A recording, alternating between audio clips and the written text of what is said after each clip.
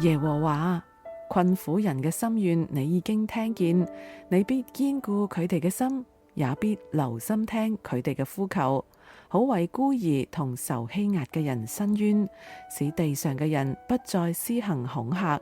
詩篇10篇17至到18節。現在密切注意，呢個係希伯來動詞留心聽嘅含義。耶和華要垂聽嗰啲受壓制者嘅祈禱，佢亦都聽我哋每一個人嘅禱告，一如當年垂聽以色列人喺埃及為奴嘅時候所發出嘅哭求。神會點樣聽呢？會點樣做呢？詩人話佢會審判。呢個字就好似留心聽一樣咁重要。神唔單止關注嗰啲孤兒同埋俾壓榨者嘅困境，佢亦都為佢哋撐腰。施行審判就係執行公義。呢個字嘅意思唔單止係簡單地喺原告或者係被告之間作出一個決定。呢個字眼概括咗整個政府嘅管理系統，亦都就係呢一位宇宙嘅君王喺執法、立法同埋司法嘅運作。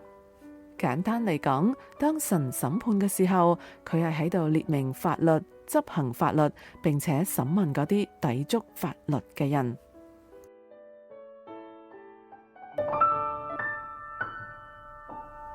耶穌說：神的國好像什麼呢？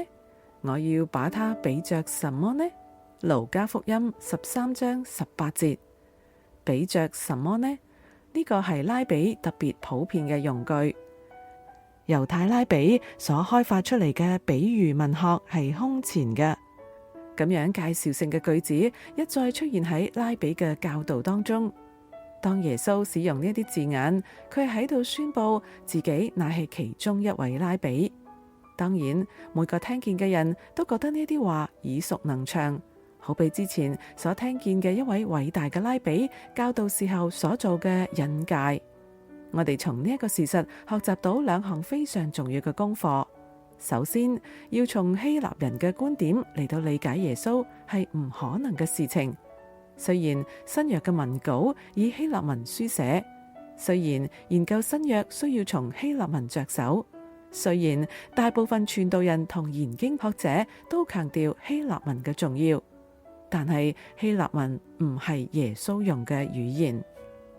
耶穌係法利賽拉比傳統嘅一份子，佢好似拉比咁樣教導、行事、召集佢嘅門徒。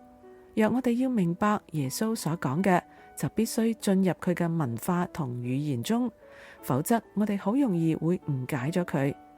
如果我哋喺希伯來文化落多啲功夫，今日好多爭議嘅課題就會消失得無影無蹤啦。